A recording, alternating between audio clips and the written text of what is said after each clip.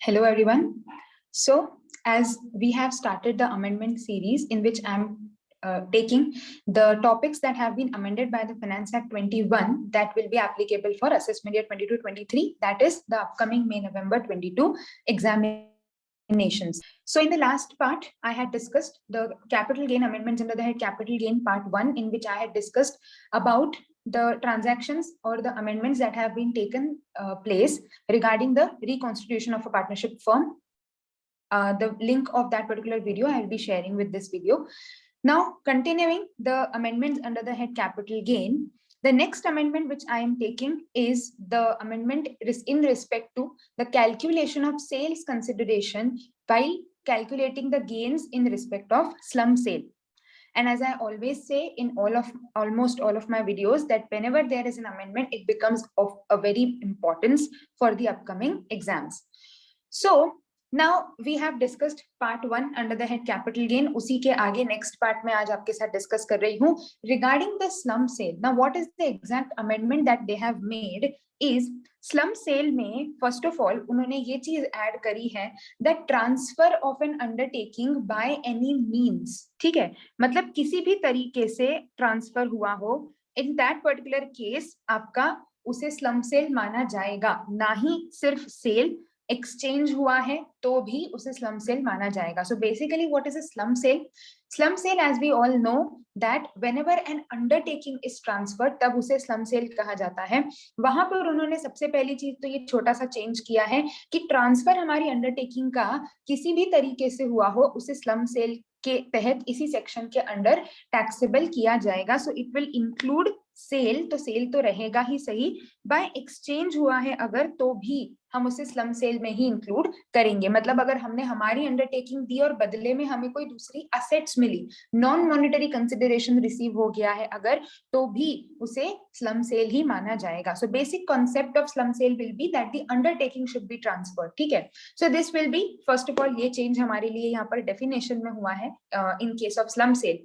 And then computation पर अगर हम चले तो कंप्यूटेशन में there is a new thing that has been added which is deemed full value of consideration, in which we are supposed to calculate the fair market value for the purpose of calculation of consideration. तो अभी तक जो होता था, अभी तक हम क्या करते थे, हमको क्वेश्चन में सेल्स कंसिडरेशन दिया हुआ होता था, we used to calculate the cost of acquisition. Cost of acquisition in case of slum sale used to be the net worth, assets minus liabilities, जिसमें असेट्स में क्या क्या वैल्यू लेनी है, लायबिलिटीज में क्या क्या वैल्यू लेनी है, वो हम लोगों को ऑलरेडी प्रिस्क्राइब्ड होता था एंड उनको हम माइनस करके गेन निकाल लेते थे. Depending on the period of holding आपका शॉर्ट टर्म या लॉन्ग टर्म हो जाएगा. इंडेक्सेशन इसमें नहीं लगता था. ठीक है, ये पुराना प्रोसीजर होता था. नाउ हमारा जो कॉस्ट ऑफ एक्विजिशन निकालने वाला तरीका है उसमें कहीं कोई चेंज नहीं है. कॉस्ट ऑफ एक्विजिशन वैसे ही निकाली जाएगी जैसे अभी तक निकाली जाती थी. सो एक्चुअली चेंज हुआ किस चीज में है, सेल्स कंसिडरेशन वाले पोर्शन में चेंज हुआ है.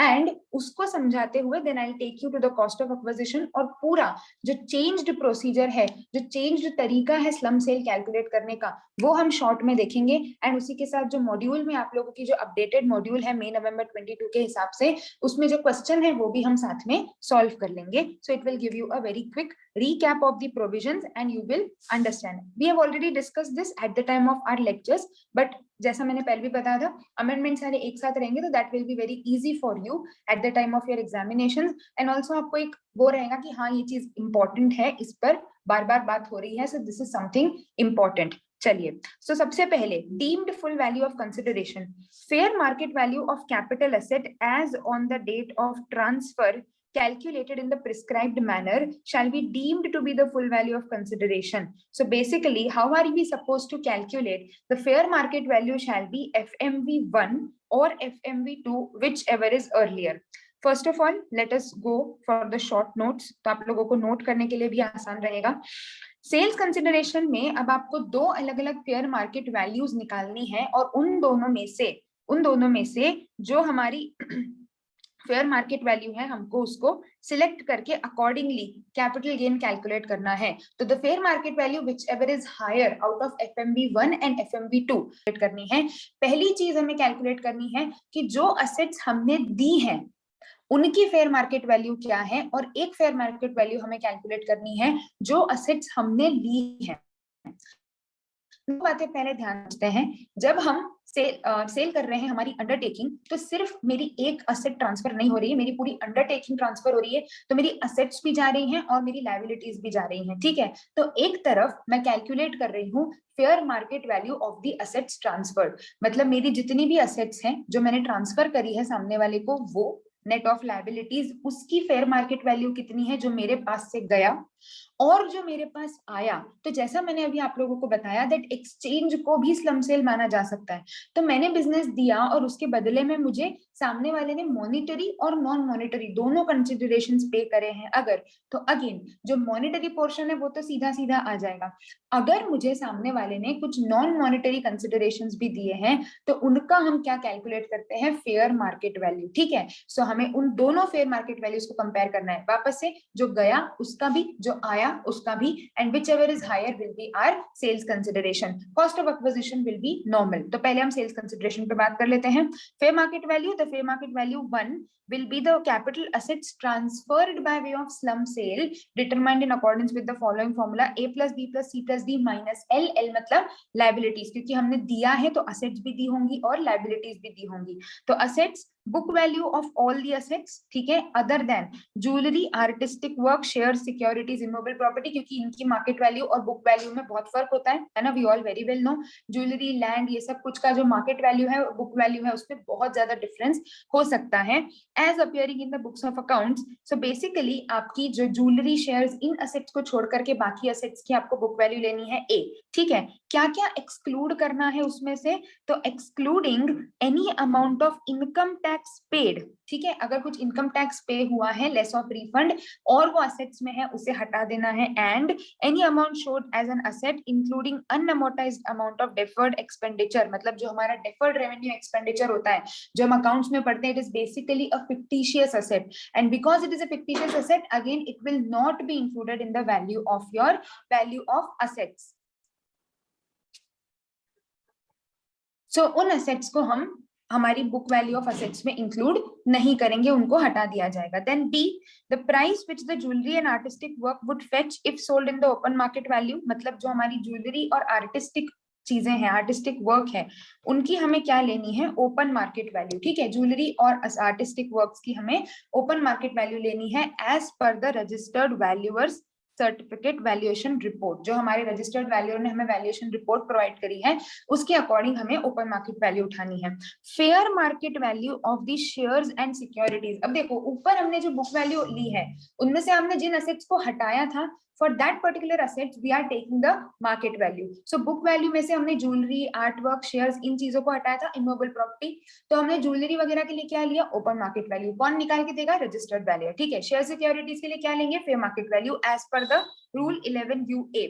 नेक्स्ट, अगर हमारी इमोबल प्रॉपर्टी है हमारी असेट्स में, then you are suppose to take the stamp duty value in respect of the immovable property, ठीक है। तो सिंपल सी बात है, जो बैलेंस शीट है उसकी असेट्स उठानी है book value except for share securities, artistic work, jewellery, immovable property. Jewellery, artistic work के लिए open market value by registered valuer, share securities के लिए fair market value, immovable property के लिए स्टैंप ड्यूटी वैल्यू, ठीक है। ये आ गई हमारी असेट्स की वैल्यू। अब लेस करना है इसमें से liabilities, book value of liabilities, जो भी हमारी बुक वैल्यू है लायबिलिटीज की उनको ही कंसिडर करना है, जो बुक्स ऑफ अकाउंट्स की वैल्यू है वो ही लायबिलिटीज लेनी है।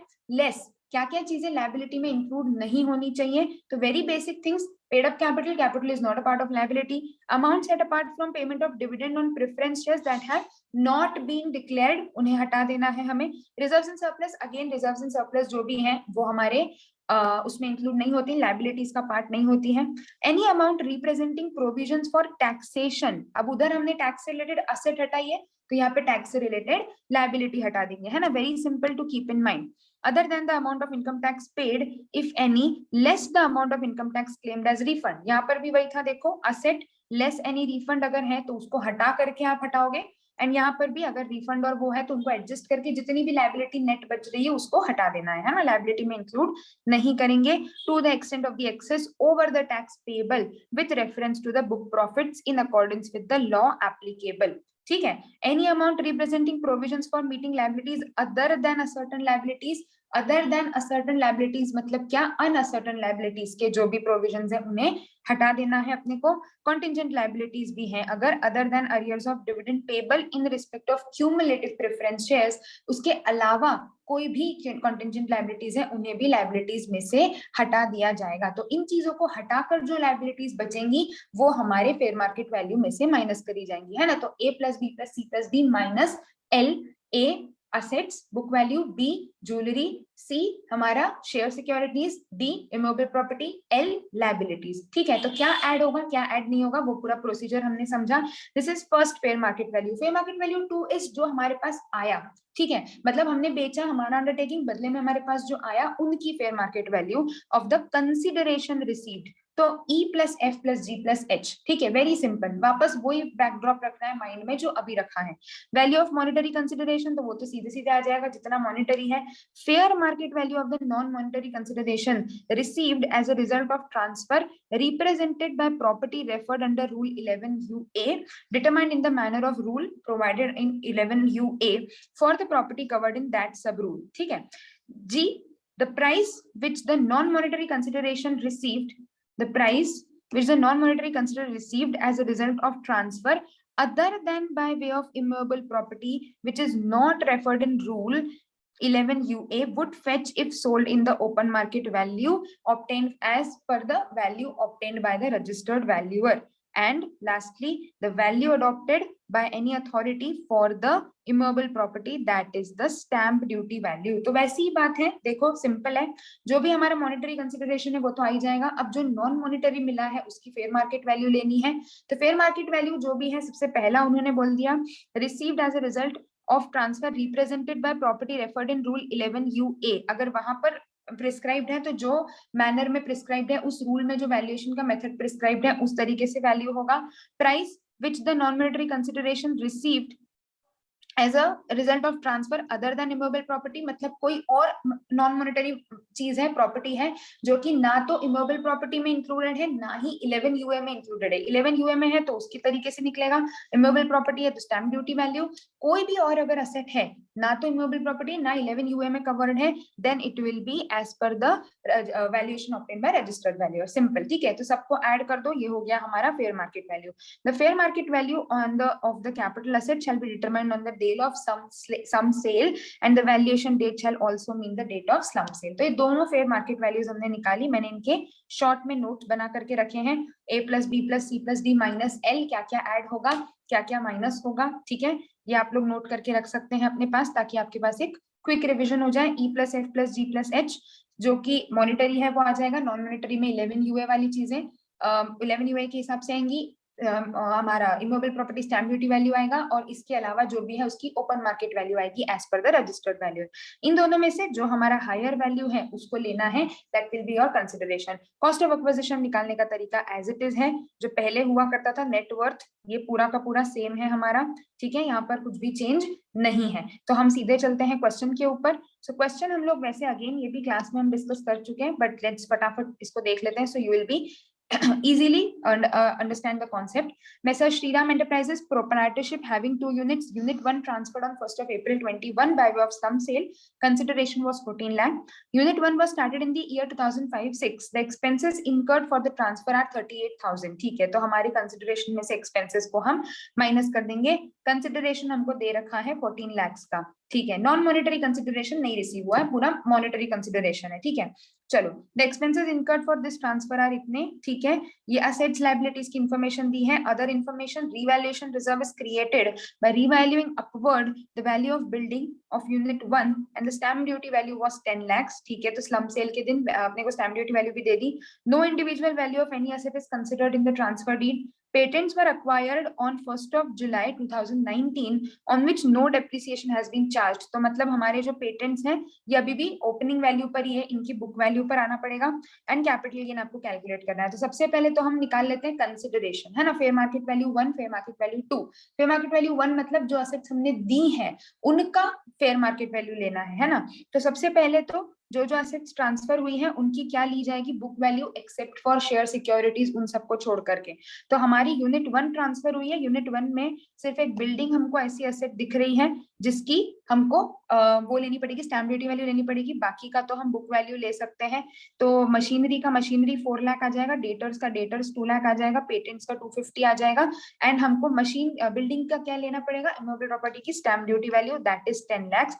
तो 10 लाख हमने ले लिया, दैट इज यार market value of assets. Minus क्या करेंगे, तो हमारी लायबिलिटीज कौन सी, क्रेडिटर्स और बैंक लोन जो यूनिट 1 का पोर्शन है उसको हम यहाँ से माइनस कर देंगे। तो हमारी फेयर मार्केट वैल्यू 1 आ गई 1482500। फेयर मार्केट वैल्यू 2 निकालना इजी है क्योंकि सिर्फ मॉनिटरी कंसिडरेशन है, तो 14 lakh will be our monetary consideration. अगर हमको बदले में कोई एसेट भी मिली होती तो हम उसकी भी मॉनिटरी वैल्यू निकाल के उसको ऐड करते फेयर मार्केट वैल्यू, लेकिन वैसा कुछ भी नहीं हुआ है। तो हमने सीधे दोनों को कंपेयर कर लिया, whichever इज हायर तो हम इसको पकड़ लेंगे, माइनस कर देते हैं ट्रांसफर एक्सपेंसेस, तो नेट सेल्स कंसिडरेशन आ गया। ठीक है, अब हमको क्या बोला है उन्होंने, now we have to calculate net worth. Net worth same चीज, असेट्स माइनस लायबिलिटीज। असेट्स क्या क्या होती है, असेट्स कैसे कैलकुलेट करी जाती है, in case of net worth for the purpose of cost of acquisition. अगर डेप्रिशिएबल एसेट है तो एज पर सेक्शन 43 जो बुक वैल्यू आएगी वो लेनी है। सेल्फ जनरेटेड गुडविल निल हो जाएगा, अगर 3580 का डिडक्शन ले चुके हो निल हो जाएगा, कोई भी दूसरी एसेट है उसकी बुक वैल्यू। तो इससे असेट्स माइनस लायबिलिटीज करके हमारी नेटवर्थ आएगी which will be deemed to be the cost of acquisition and cost of improvement without any indexation benefit. तो हम असेट्स और लायबिलिटीज को नेट कर लेते हैं नेटवर्थ निकालने के लिए। तो देखो असेट्स हम लोगों को कौन सी दी है, मशीनरी हम लोग 4 लाख की ले लेंगे, देन हम लोगों का डेटर्स का वैल्यू बुक वैल्यू आ जाएगा। नेक्स्ट हम लोगों को revaluation reserve is created on the value of building of unit 1। तो रिवैल्यूएशन रिजर्व जो बनाया हुआ है इसको हटा देंगे, तो 13 लाख में से 5 लाख गया, बिल्डिंग की वैल्यू आ गई 8 लाख, है ना, मशीनरी की वैल्यू है 4 लाख, डेटर्स की वैल्यू है 2 लाख, और पेटेंट्स की वैल्यू हमको चाहिए एज पर 43, मतलब आफ्टर डेप्रिसिएशन अंडर सेक्शन 32। और क्वेश्चन में बोला है कि अभी तक डेप्रिसिएशन चार्ज ही नहीं किया, तो जब से खरीदे हैं तब से लेके आज तारीख तक क्या लगाएंगे हम, 25% इंटेंजिबल के रेट से हम डेप्रिसिएशन लगाएंगे। तो 25% के हिसाब से हमको नोट्स दिए हुए हैं प्रॉपर्ली, हमारा जो डेप्रिसिएशन है 2 साल का माइनस करने के बाद हमारी वैल्यू आ रही है 140625। Liabilities will be same, liabilities में कुछ भी चेंज नहीं आएगा, हमने ऊपर जितनी लायबिलिटीज माइनस करी थी उतनी लायबिलिटीज यहाँ पर भी माइनस हो जाएंगी, है ना, हाँ लायबिलिटीज में कोई भी चेंज नहीं आएगा, and this will be your net worth. ठीक है, अब हमको कंपेयर करना है, simple, sales consideration, cost of acquisition, this will be your capital gain long term, क्योंकि यूनिट जो है वो लॉन्ग टर्म पीरियड के लिए हमने होल्ड करी है 36 months. So basically this is the change which has been made in the calculation of slump sale. ऐसे अगर हम नोट करें तो बहुत ज्यादा मेजर या डिफिकल्ट चेंज नहीं है, लेकिन हाँ हमको ध्यान रखना पड़ेगा कि कौन सी असेट की कौन सी वैल्यू उठानी है, ठीक है, और कब कौन सी वैल्यू उठानी है, मतलब सेल कंसिडरेशन के लिए क्या करना है और कॉस्ट ऑफ एक्विजिशन निकालते वक्त, नेट वर्थ निकालते वक्त क्या करना है, दोनों चीजें ध्यान से समझे, दोनों डेफिनेशंस को ध्यान से समझे। In case of any doubts, in case of any confusion, if you face let me know, there is no issue, will discuss it, है ना। सो सॉल्व कर लीजिए, क्वेश्चन मॉड्यूल का ही है, and in case of any doubts let me know, then I'll be releasing the next topics that have been amended for our upcoming examinations.